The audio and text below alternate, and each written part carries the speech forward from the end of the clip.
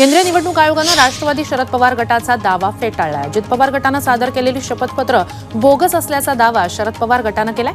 अजित पवारांनी मृत व्यक्तीचे शपथपत्र जोडल्याचा दावा शरद पवार गटानं केला, तर मृत व्यक्तीच नव्हे तर त्यांच्या मुलाचं शपथपत्र जोडल्याचं अजित पवारांच्या वकिलांनी निदर्शनास आणलं। अजित पवार गटातील राष्ट्रवादीच्या आमदारांवर निलंबनाची कारवाई करण्याचे आदेश विधानसभा अध्यक्षांना द्या, अशी मागणी शरद पवारांच्या गटानं सुप्रीम कोर्टात दाखल केलेल्या याचिकेत केली। दरम्यान याबाबत सुनावणी 9 ऑक्टोबरला होणार आहे। पक्षाची स्थापना शरद पवारांनी केली आहे, त्यामुळे पक्ष आणि चिन्ह शरद पवारांनाच मिळालं पाहिजे अशी अपेक्षा खासदार सुप्रिया सुळे यांनी व्यक्त केली। अर्थात कॉपी, गोलमाल आणि अदृश्य शक्तींनी काही केलं तर कुछ भी हो सकता है असा टोलाही सुळेंनी लगावला। वंचित बहुजन आघाडीला इंडिया आघाडीत सहभागी करून घेण्याबाबत राहुल गांधी आणि शरद पवार यांच्यात चर्चा झाल्याची माहिती सूत्रांनी दिली। राज्यातील छोटे पक्ष इंडिया आघाडीत सहभागी होऊ इच्छितात अशी माहिती पवारांनी दिल्याचं समजतंय। राष्ट्रवादी पक्ष आणि चिन्ह हे अजित पवार गटाकडेच राहणार असं वक्तव्य लातूरमध्ये अजित पवार गटाचे मंत्री धनंजय मुंडे यांनी केलंय। राष्ट्रवादी पक्षाकडे सर्वाधिक आमदार पदाधिकारी आहेत, त्यामुळे पेपर फुटायचा प्रश्नच येत नाही असा विश्वासही त्यांनी व्यक्त केलाय।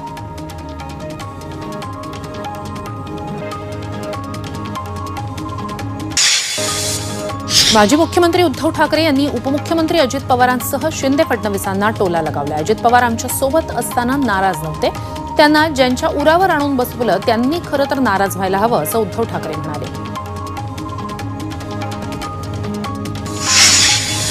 भाजप प्रदेशाध्यक्ष चंद्रशेखर बावनकुळे यांनी शरद पवार गटाचे ज्येष्ठ नेते अण्णासाहेब डांगे यांची भेट घेतली। सांगलीच्या आष्टामध्ये ही भेट झाली, यामुळे अण्णासाहेब डांगे भाजपच्या वाटेवर जाणार का अशी चर्चा सुरू झाली।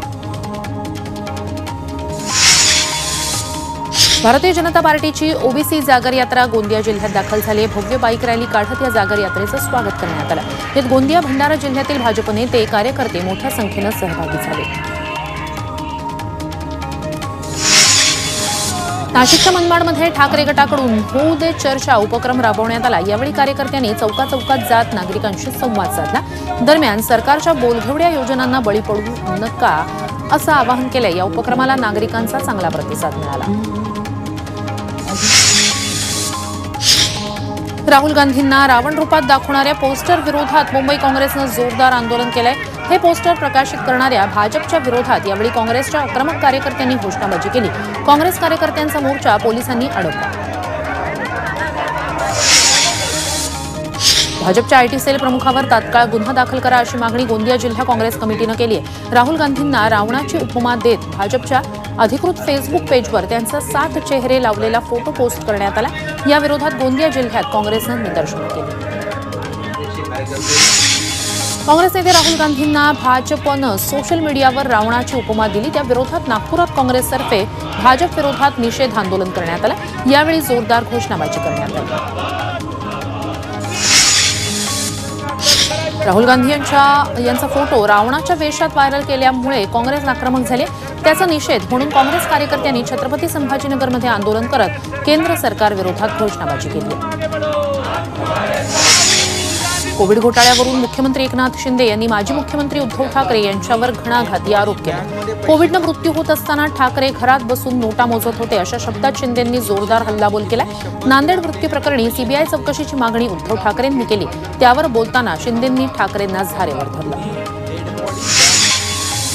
नांदेड जिल्हा रुग्णालयात 24 तासात 24 मृत्यू प्रकरणी चौकशी समितीनं क्लीन चिट दिली। मृत्यू झालेल्यांमध्ये पोषणाची समस्या असलेली नवजात बालकं आणि उपचारांना प्रतिसाद देऊ शकत नसलेले 75 ते 80 वयोगटातील रुग्णांचा समावेश होता अशी माहिती नांदेडचे जिल्हाधिकारी अभिजित राऊत यांनी दिली। 2000 रुपयांची नोट बँकेत जमा करण्याच्या आणि दुसऱ्या नोटा बदलून घेण्यासाठीचा आजचा शेवटचा दिवस आहे। आरबीआयनं सांगितल्याप्रमाणे 2000 रुपयांच्या 96% जास्त नोटा बँकेत जमा झाल्यात, त्यामुळे उर्वरित नोटा जमा करण्यासाठी आरबीआयनं दिलेल्या मुदतीची आजची अंतिम तारीख आहे। 12वी लेखी परीक्षेसाठी ऑनलाईन अर्ज भरण्याची प्रक्रिया 9 ऑक्टोबरपासून सुरू होणार आहे। 6 नोव्हेंबरपर्यंत ऑनलाईन अर्ज भरता येणार आहेत। नियमित विद्यार्थ्यांसाठी कनिष्ठ महाविद्यालयांमार्फत अर्ज भरण्याची सोय करण्यात आली आहे। शेतकऱ्यांना दिवाळी अगोदर अग्रिम रक्कम मिळणार अशी माहिती लातूरमध्ये कृषी मंत्री धनंजय मुंडे यांनी दिली. त्यामुळे शेतकऱ्यांची दिवाळी गोड होणार आहे. शेतकऱ्यांना दिवाळी आधी 25% अग्रिम रक्कम दिली जाणार आहे. महाबळेश्वर तालुक्यातील स्ट्रॉबेरी पिकाला लहरी वातावरणाचा फटका बसू लागला. यामुळे उत्पादन खर्चात तब्बल 7 पट वाढ झाली. एका रोपाची किंमत आणि त्याचा जतन खर्च आता 180 रुपयांच्या घरात गेला आहे. नवी मुंबईसह कामोठेमध्ये सोमवारी पाणी पुरवठा बंद राहणार आहे तर मंगळवारी कमी दाबानं पाणी पुरवठा होणार आहे. भोकरपाडा जलशुद्धीकरण केंद्र इथल्या सबस्टेशनच्या दुरुस्तीचं काम हाती घेण्यात येणार आहे. त्यामुळे पाणी जपून वापरा असं आवाहन प्रशासनाकडून करण्यात आलंय. उल्हासनगर महापालिकेच्या प्रभाग क्रमांक 20 मधील पाणी समस्येविरोधात नागरिकांनी धडक मोर्चा काढला. 6 महिन्यांपासून पाणी समस्या असतानाही प्रशासकीय अधिकारी दुर्लक्ष करतायत असा आरोप यावेळी नागरिकांनी केला. टोलदरवाढी विरोधात ठाण्यात मनसे नेते अविनाश जाधव यांच्या उपोषणाला शासनाकडून कोणताही प्रतिसाद मिळत नसल्यानं मनसे कार्यकर्ते संतप्त झाले. त्यांनी ठाणे जिल्हाधिकारी कार्यालयात ठिय्या दिला. चंद्रपूर महापालिकेच्या कंत्राटी सफाई कामगारांनी महापालिका मुख्यालयासमोर काम बंद आंदोलन केलं. सुमारे 600 कामगारांना कंत्राटदार बदलताच प्रति कामगार 100 रुपये कमी दिले जातात. यासह इतर मागण्यांसंदर्भात कामगारांनी काम बंद आंदोलन केलं. तुळजापूरच्या श्री तुळजाभवानी मातेच्या मंचकी निद्रेला सुरुवात झाली. शारदीय नवरात्रोत्सवापूर्वी मातेच्या निद्रेला सुरुवात होते. 9 दिवसांची मंचकी निद्रा संपवून घटस्थापनेला 15 ऑक्टोबरला माता पहाटे सिंहासनावर विराजमान होईल. वर्षातून 21 दिवस भवानी माता पलंगावर निद्रा घेत असते. खासदार सुप्रिया सुळे यांनी जेजुरीत मल्हारी मार्तंडाच्या नगरीत खंडोबाचं दर्शन घेतलंय. यावेळी त्यांनी मंदिरात सुरू असलेल्या विकास कामांची पाहणी केली. त्या पुणे जिल्ह्यातील पुरंदर तालुक्याच्या दौऱ्यावर होत्या. राष्ट्रवादी काँग्रेसच्या नेत्या खासदार सुप्रिया सुळे यांनी बारामतीत गरबा खेळण्याचा आनंद लुटलाय. सुप्रिया सुळे यांनी महावीर भवन इथल्या वर्कशॉपला हजेरी लावली. यावेळी त्यांना गरबा खेळण्याचा मोह आवरला नाही. त्यांनी उपस्थित महिलांसोबतच गरबा खेळण्याचा आनंद लुटला.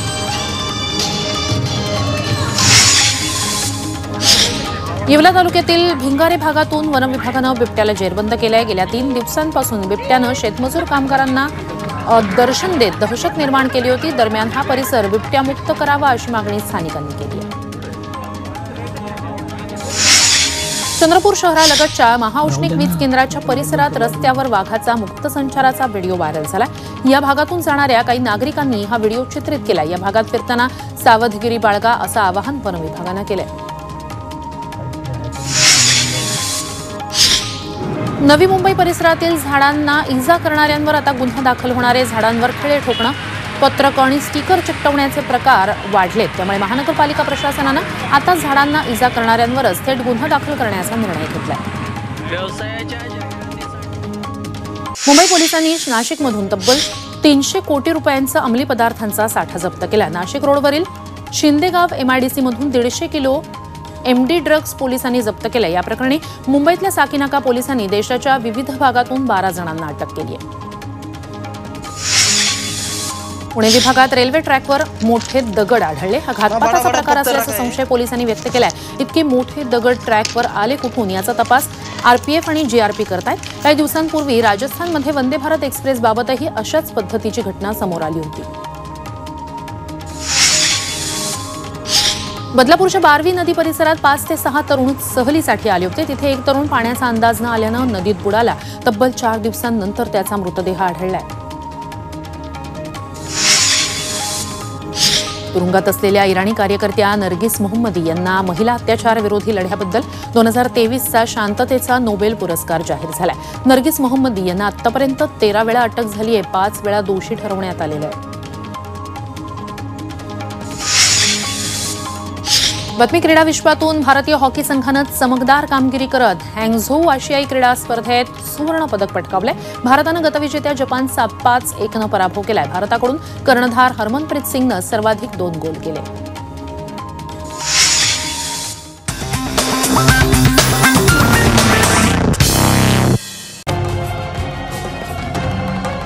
छत्रपतींचा विचार म्हणजे